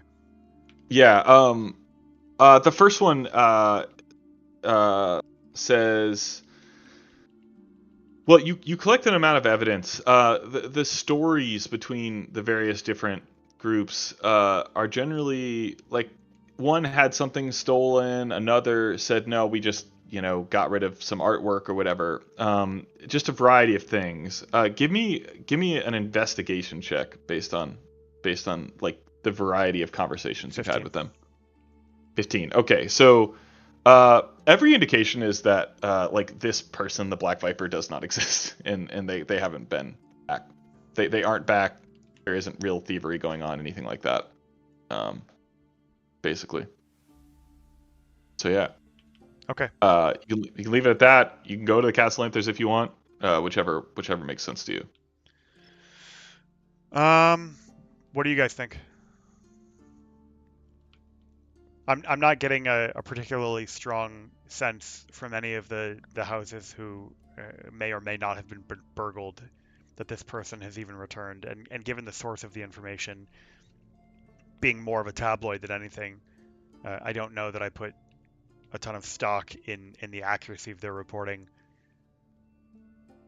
It could just be fear mongering, but I also, there's something about the Castle Anthers that's sticking in my mind, and I don't know if it makes sense for us to go and involve ourselves with them if there's no tangible reason to go and go snooping. That's fair. I would agree. Cool. Okay. All right. I'm gonna go back to the gauntlet and report back.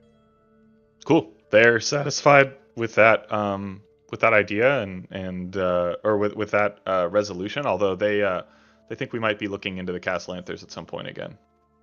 Okay. Cool. They think like where there's smoke, there's fire, and the fire probably has to do with the Castle Anthers, not with this Black Viper. Yeah. So. I'd like to really quick before I leave the gauntlet, I'd like to make sure to stop by the armory and hi. A +2? Wow, thank you.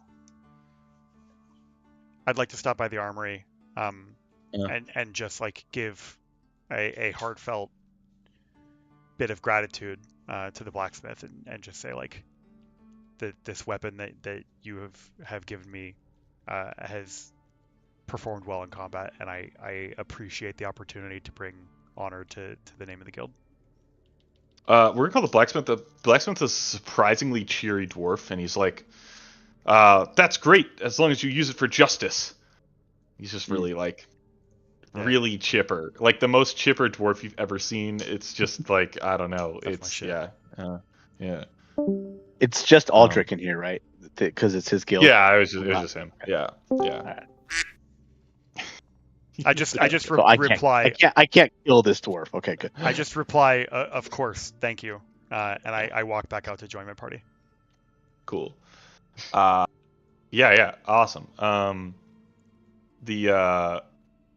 right, so the last loose end we have for now is is picking up Bixby and the crazy cat lady heist situation. Yeah, so crazy cat lady. Let's do it. We're gonna do that the next day. Make sure everyone is rested up. All right, so when you go to the Grove again, you're all let in, and let me get back to that page. Hang on, just all of us. Wow. Yeah. Like you're friends of the Enclave. Like they're welcoming. You're not members, but Chris is just eyeing the place, seeing the things he could potentially steal here. That would be a bad idea. Have you ever attacked the Grove? I did, and then I reset the save. Yeah, that's what would happen here, buddy. That's what would happen. Okay, yeah. All right. Doesn't mean he doesn't think it. It doesn't mean he doesn't think it, but we would get handled. Yeah. Yeah. I mean. Over. Yeah. Jareth is like literally like the voice of Myliki, like the chosen. Like she's like sort of a representative of a deity. In case you were wondering, by the way, my wife and child brought me homemade fresh banana bread. Oh, that's incredible. I'm jealous. So Melanor is there to meet you again. He's like, "Oh, you've returned. I believe your companion is ready," and he brings you in to the inner circle, and you walk in, and Bigsby is perched proudly on in one of the I don't know, we'll call it on like one of the benches, like I don't know, staring off somewhere, like not looking quite at you as you walk up. Do you have anything to say? I walk up to Bisbee and I say, well, also, are you doing the voice for Bisbee or am I doing the voice? I figured like I'll play Bigsby. Okay. We can talk more about like. But can you say one? Can I speak for Bigsby just one time, just the first thing? That's fine. All right. Yeah, absolutely. Okay. You can give me as much as you want from that, and I'll try and pick up that energy from there. Yeah. Yeah, you'll see if you pick up this energy. I look expectantly at Bigsby, and Bigsby looks up to me and says, "Oi! Oh, Bigsby's the name. No. Voice is the game." Yes. Don't make Frank do an accent. All right, well, we'll try and do that. What is your response?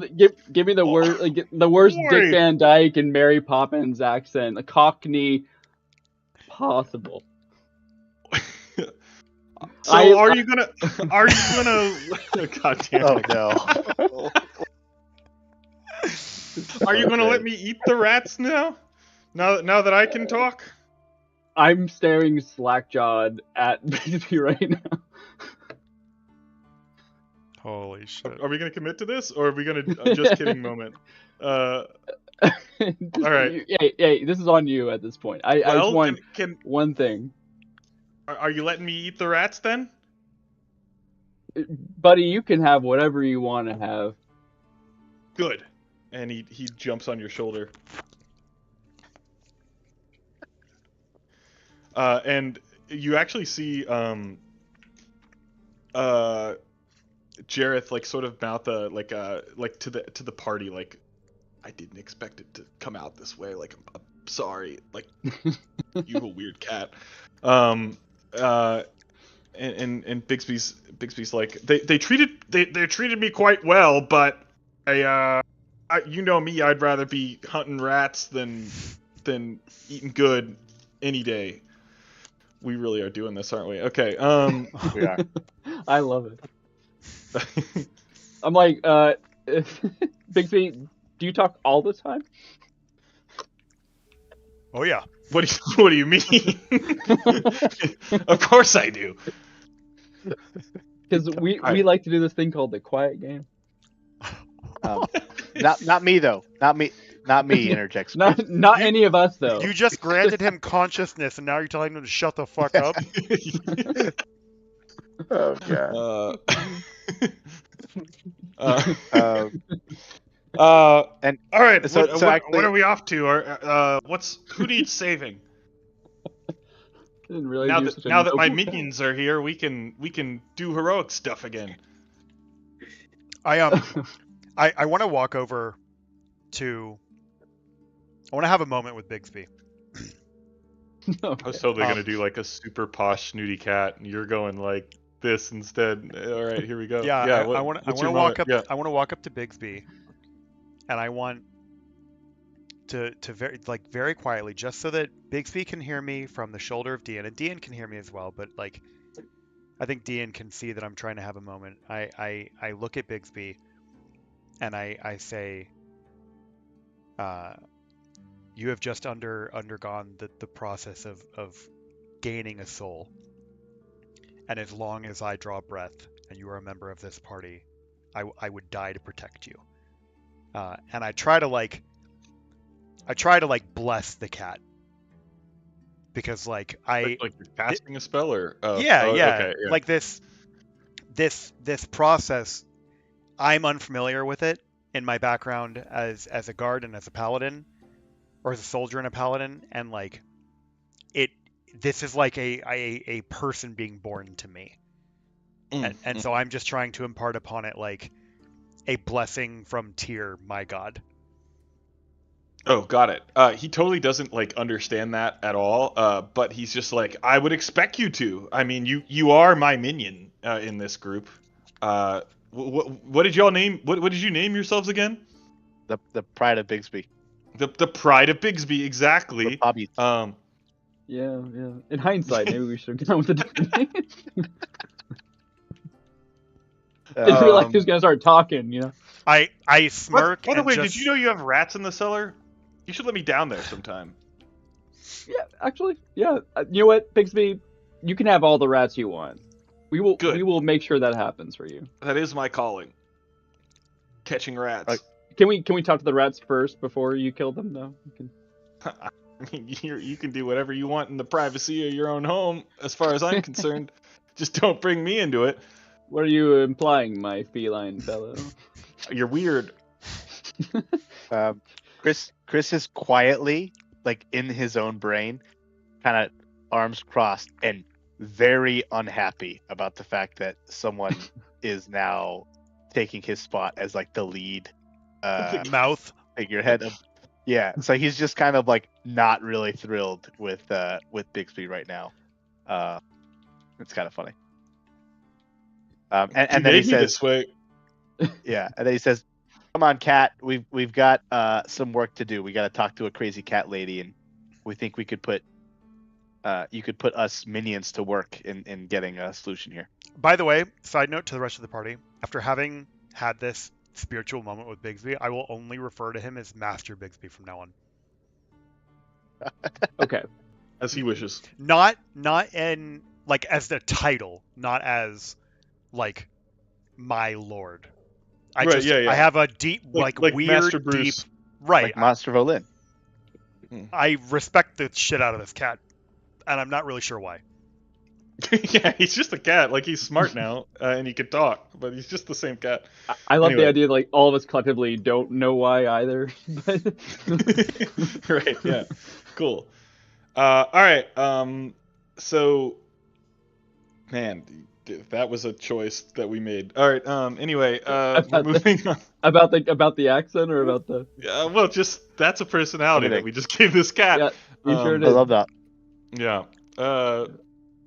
I was gonna do my best like posh snooty cat thing, but I mean, you could do that if you want, but no. This is the name. Catching mice is my game. I hate it. I hate it. We're gonna beat up these Zents, you betcha. It feels right. It feels right to me. I don't know. All right, cool, good. Yeah. All right. Hopefully, Lene doesn't hate Bigsby now. I know Bigsby has a fan club, so anyway. So all right, so we're moving on to to Uza's shop. This is in the trade ward, so it's slightly across town, but not so much as going all the way back home. And yeah, she's just in her shop as you walk in. Is that what we're doing? Yeah, let's do it. Should we move our tokens down there, or? Nah, you're good. And this is Silvar's quest, correct? This is for the Harpers. Mm-hmm. Harper's Chris. Gotcha. Yeah, mine was the monk, but I think we're skipping that one. Oh yeah. Yours was what? Which one? The monk. Well, yeah, this is Chris. Yeah, I've got actually. There's a great Force Grey quest later that we're gonna come back around to, but yeah, we'll do that one later. Where in the trade ward are we? You're on Sorn Street if we can find it. 20 streets. I see it. It's right between Trades Ward and Rivergate. You ping it. Yep. Thank you. Okay, so we're hopping into her shop. Yes. Hello. I'm afraid I have limited inventory due to some technical difficulties. Yeah, technical access difficulties. What can I help you with? Before we even enter the shop, can we just do a quick huddle and Dean? I kind of tell Dean, I'm not even communicating with Bigsby directly because I'm just so upset. Like this cat could be taking the attention away from me, and I'm like, can you tell your pet that as soon as we get eyes on another cat in there, can he just investigate and learn as much as he can from this other cat in the picture? Can you tell him that? I mean, you could tell him that yourself, but I mean, I'll relay the message for you. Okay, thank you. He's on my shoulder. So, he can hear this whole thing. Yeah, and then Chris says, "I'll give you the signal when your pet should go do his thing when we deplore him." Okay, go ahead, Frank.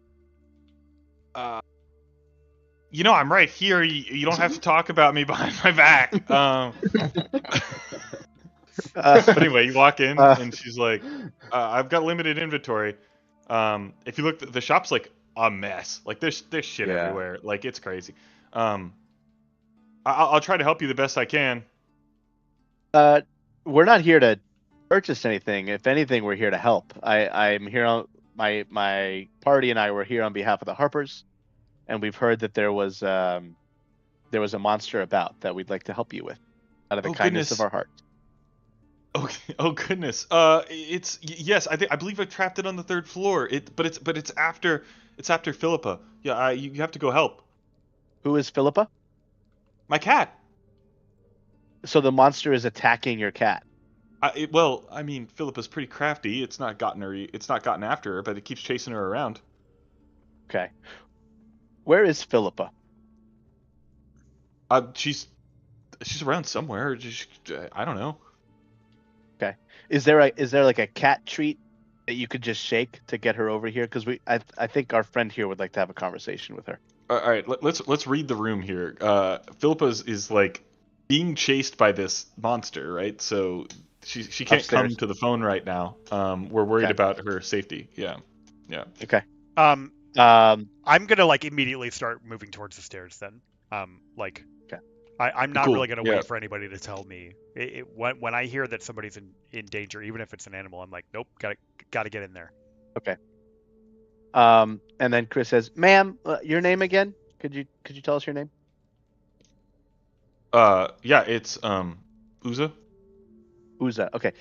Miss Uza, would you mind just guiding us upstairs, unlocking whatever you got to unlock, and we'll do our best to take care of the nuisance for you. I do mind. Here's the key, though. I'm not going anywhere near that thing. Before we go, is there anything we need to know about this monster? Yeah, it's like a one-eyed. It's a one-eyed thing. It's got some stalks. It's about like yay big. Okay, one-eyed. It sounds like a watcher. I'm right? a Harper. Yeah, it's probably in that family. Okay. I would. What do we know about her? Okay. What do we? And then, so I hear Aldrich say that. What do we know about watchers? Do you remember when you christened that watcher in the swamp, in the sewer? Yes. That's what we're dealing with. What a great moment. Okay, this will be easy. Oh, there's the real Bigsby back there. Okay. And then the last thing he'll ask Uza I'm just laying on the bed. Yeah, just walking around. I fucking hate that cat. I just took a big old shit, Dad. Last thing I'll ask you, Uza, Miss Uza. Is there more than one way to get up to your attic? Well, it's the 3rd floor, right? Fly? Not the attic. Yeah, it's the 3rd floor. Yeah, can you fly? Okay. Like, I guess you could climb. When she says, "Can you fly?" I mutter under my breath, "I can throw him." Talking about Chris. Yeah. Okay. That's all we need to know. It is meant as a pejorative. I'm not suggesting that as a legitimate strategy. Hey, Blizzak's small, and that would maybe. Oh, wait a minute. If anybody's throwing anybody, it would actually be him throwing one of us. Yeah. Nobody throws a door. Oh, we could throw Bigsby. How about we go save this got cat? 10 minutes left until we need to move towards wrapping up the session. Okay, so let's just go up the stairs. We're gonna go upstairs. Let's do it. Cool. So Chris Aldrich is already halfway there. He's already up the stairs. Cool. I have the key, and I toss it up to Aldrich, and I say, "Have at it, buddy." Nice. Yep. Cool. I precast Divine Favor, and I bless me and Blizzak, and we're in there like swimwear. All right. So like you have 2 actions, right? Like we're not gonna do combat here. This is a gazer. You already killed one at level 1, right? So we got people to protect the cat, right? Find and protect the cat, or kill the gazer, right? Like if you want to attack the gazer, you can roll an attack roll and damage. and if you want to protect the cat, give me a save, and just try and like justify why you're using that save. Right? So if it's like, I'm gonna dive after the cat to scoop it up, it's probably a dex, right? Or I'm gonna make sure I know where it is, it's probably like a perception. I'm gonna get in the way of it, that's probably like perception. So everyone choose what you're gonna do. We'll go just down the line. Aldrich, what is your plan? I'm attacking the gazer because I'm not dexterous enough to catch the cat. Cool. All right. Just roll your sword, your attack and damage. Blizzak, what are you doing? I'm gonna try to cast the cat. Okay. So dexterity save? Yeah. Or something else if you've got another idea. Here we go. I rolled a 10 to hit, Frank. That's all I got. Cool. You can roll damage. Okay.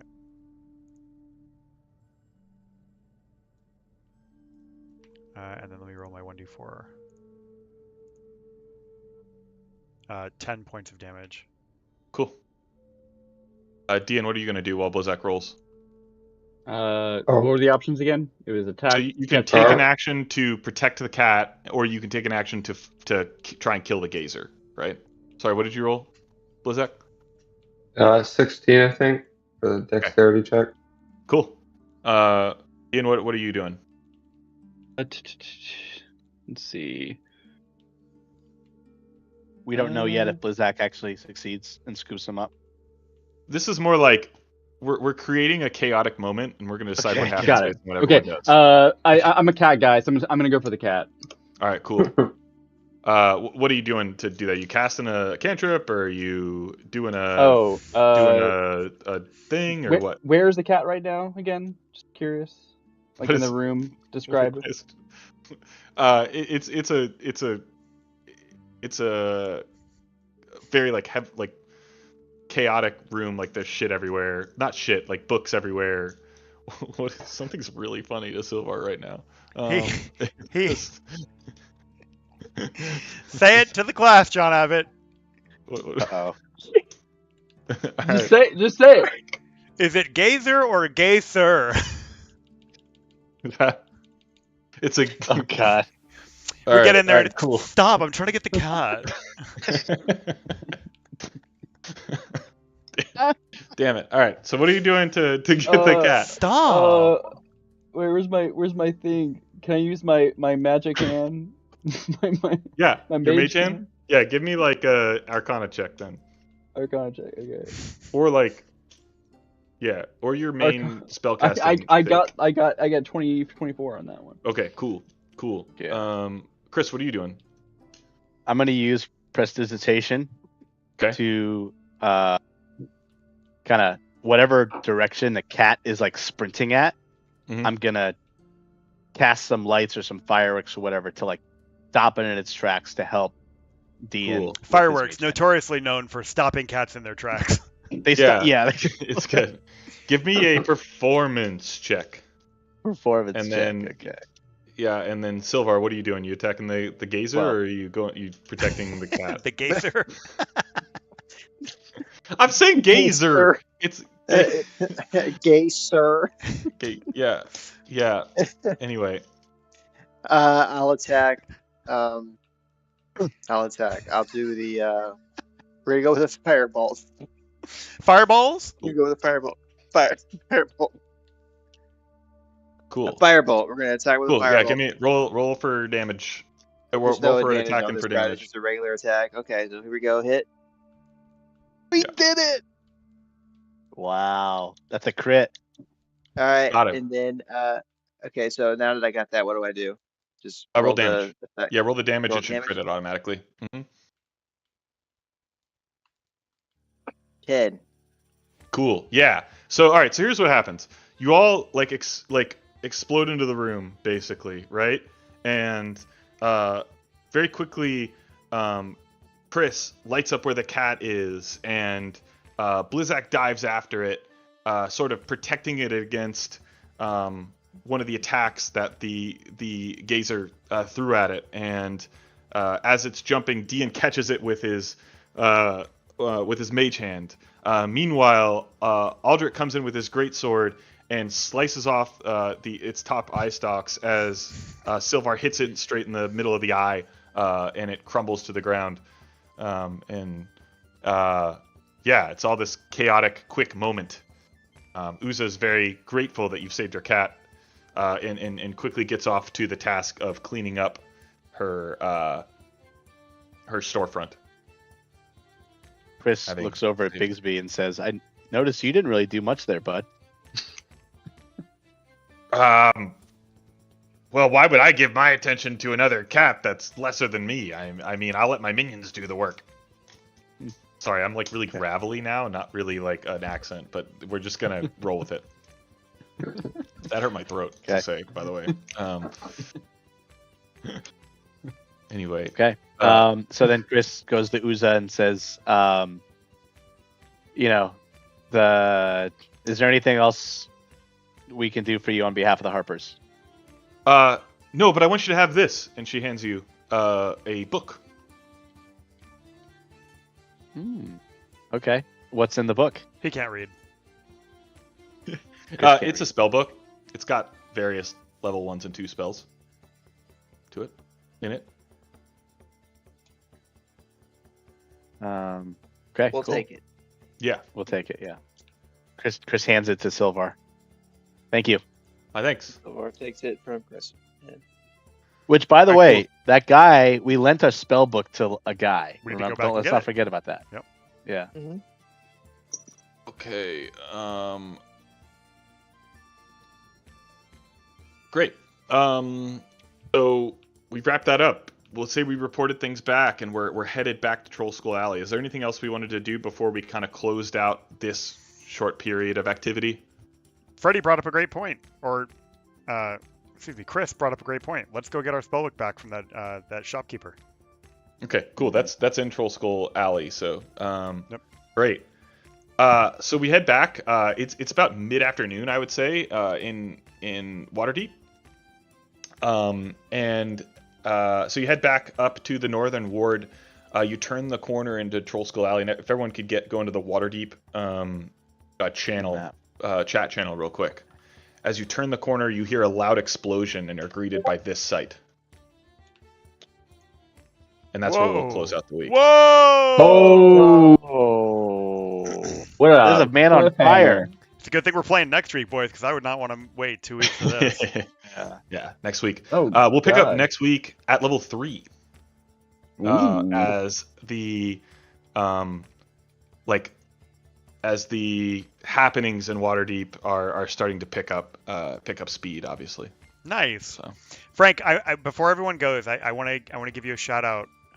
You had your first cool DM playback moment when we went in and got the cat. I thought it was really neat how you creatively came up with what what played out in front of us based on the actions that we predetermined. I thought that was really cool. Cool. Yeah, glad you liked it, especially because I'm not going to run combat on a thing that you already killed once. So that was good. Cool. Thanks. Yeah. Also, you definitely both did enough damage to kill it, so it was good. Yeah. Awesome. Yeah, we did great today. Yeah. Things are gonna pick up. Things are gonna pick up speed now.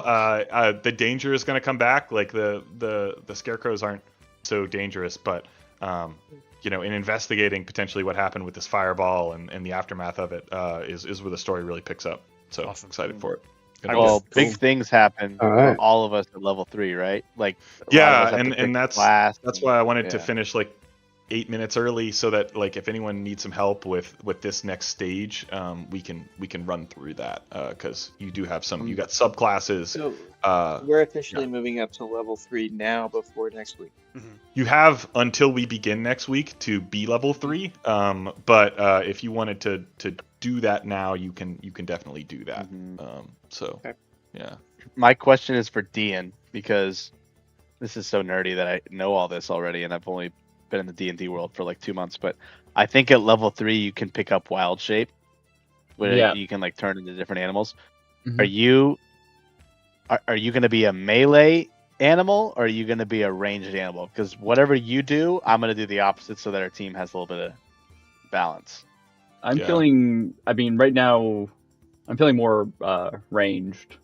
Okay, so then I'll probably. Actually, Frank, I don't know. Might need your help. I don't know if that's like actually a good idea. I don't know much about druids or like. I've never. We are the only thing that I will say from a balance perspective is like play whatever. Number one, play whatever sounds most interesting. It's gonna be fine. You know, like you can play the subclass that like makes you most like, oh yeah, that would be cool, or that goes with my character, because we have a paladin and a barbarian. Like we've got a front line, we got a lot of support. You know, if anything, if we want to min-max, I would actually say casters were maybe a little too supportive and safe so far, and you know, taking some big hitter stuff is always a good, or having something a little bit more offensive, especially now that we're at level 2 spells, is good. So, you know. Okay, that's good feedback. Yeah. There will come a point in the not too distant future where we rely on spellcasters to delete someone off the map in a very short order. Yeah. Fireball, which you just witnessed, is a very good spell, by the way. When you get third level spells, it's kind of notoriously OP, to be honest. So Fireball. It makes a sick sound when you cue it in Baldur's Gate. Yeah, it does. Not Firebolt though. Fireball. Firebolt's a cantrip. Fireball is a third level spell, and it's sort of the most notorious spell in D&D. So yeah, but lots of cool stuff that you all have. Let's see. Any questions about your subclass options, by the way? Oh, the vengeance, baby. Frank, I might get with, like, after everyone leaves, I might get with you on that. I don't want to bore everyone else with my subclass questions. Do it now. This is a big... I'm probably gonna head out though. John, I think it's. Did you click Swordsman of the Roiling Current? John? Which John? I clicked on it. I didn't use it. I think it's really funny because that is the subclass that I made. It's homebrew. I mean, you could play it if you want, but there's no indication that it's going to be like viable or anything like that. I was looking at the different choices I had, and it was just one of the ones that popped up, so I clicked on it to read it. Cool. Yeah. Like, I'm just warning you, if you pick that, like that's just me writing that. There is no game balance experience. Would we run into a Sectum Sempra situation where he would use your spell and you'd be like, I made it? No. It's basically Bladesinger for sorcerer is what it is. It's like a sword wielding. Yeah. So it's cool though. He teleports around. That's what you do. You teleport around and hit people. Yeah. Cool. Well, if you guys have any questions this week, just post them in the resources chat, and I'll answer them. This is the moment where your character really becomes themselves, right? Like your subclass is the highest point of flavor for you. I would suggest. Well, honestly, there's not a lot of really bad decisions to make. John, if you don't want to be like a wild shape melee guy, then then Moon Druid's probably not your answer. John Bailey. It's probably land or something, or even stars if you want to do that. Sorcerer, honestly, all the sorcerers are good. You know, the one thing is Roiling Current is the one I made. Kind of leaning towards Wild Magic. Wild Magic is sick. Love Wild Magic. I'm gonna have you roll on that table a lot, so be ready for that if that's the case. You could do some weird shit on accident with that, but that's always really fun. Bard. Paladin, I pick a subclass. College of Dance, Glamour, Lore, Valor, or College of the Moon. Valor is like Sword Bard, right? Which is like that's my only fear is like we already have so many melee folks that I don't know but that's kind of the one I'm leaning towards. That's okay. Like just because you have like it's not that bad. You're still a bard, right? Like you can mix it up a little bit. I kind of feel like Glamour is you too though, isn't it? Like what is I don't know what Glamour bards do. Glamour traces origin, Feywild. Glamour bard. Yeah. That's the Met Gala part. Sir Gay. What was it? Yeah, it sounds like a gay sir. Hey. Chris with a long the S. Met Gala bard. Chris. It's Feywild. Yeah. They're like storytellers, but it's not Chris. It's Christopher. It's Christopher. You guys have heard that? Where like, there's. Yeah. Actually, I'm not going to say what I'm going to say, but never mind. Good idea. Yeah. Yeah, you know what? Glamour Bard isn't you. Lore maybe. I think Valor works, and all that just means is that like you can your inspiration has more combat focus. That doesn't mean that like you have to do that. You do get to attack twice if you want. So my longbow's fucking shit up right now. So yeah.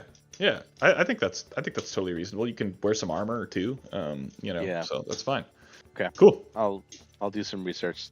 Yeah. Frank, you're the best. Thank you so much, and we'll see you all next week. We'll do it next week. Yeah.